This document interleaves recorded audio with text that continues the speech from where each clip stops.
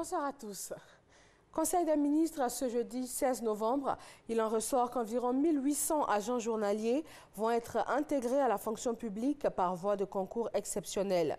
Le Conseil a également informé qu'avec les nouvelles dispositions en cours, le nombre d'avions de Air Côte d'Ivoire peut passer jusqu'à 11. Nous écoutons le porte-parole du gouvernement. Aujourd'hui, Air Côte d'Ivoire a 10 avions, dont 4 en propre.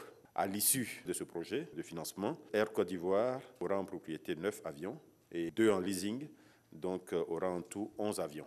Ce programme a également pour objectif de promouvoir l'intégration sous-régionale à travers le développement du secteur de l'aviation, aussi bien en Côte d'Ivoire qu'au niveau sous-régional.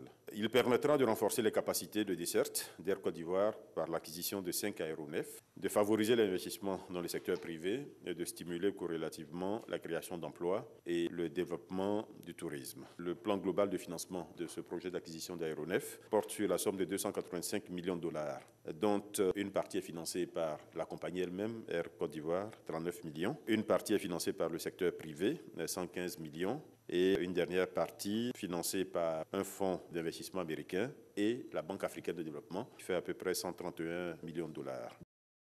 Les présidents des conseils économiques et sociaux de l'Union européenne et ceux de l'Union africaine sont en conclave à Abidjan.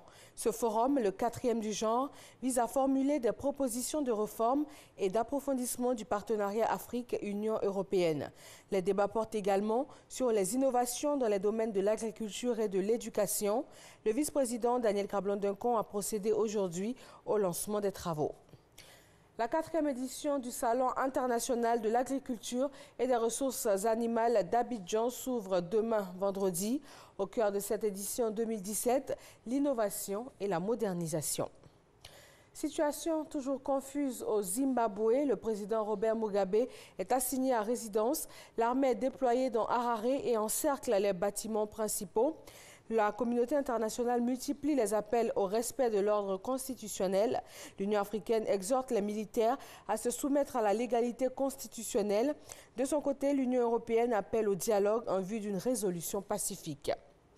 Des journalistes de la chaîne américaine CNN ont réussi à filmer en caméra cachée une vente d'êtres humains en Libye.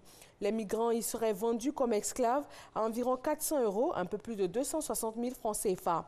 Une fois vendus, ils travaillent dans des fermes, des champs ou des domiciles sans salaire ni soins. La Cour suprême du Cambodge a ordonné la dissolution du parti principal d'opposition. Plus d'une centaine de membres de la formation se sont également vus interdire d'exercer des activités politiques pendant une période de 5 années. Le Parti du sauvetage national du Cambodge, qui espérait défier le Premier ministre Hun Sen, au pouvoir depuis plus de 30 ans lors des élections législatives de 2018, est accusé de conspirer pour renverser le gouvernement. Voilà, merci de votre attention. Rendez-vous à 20 h pour le journal de RTI 1.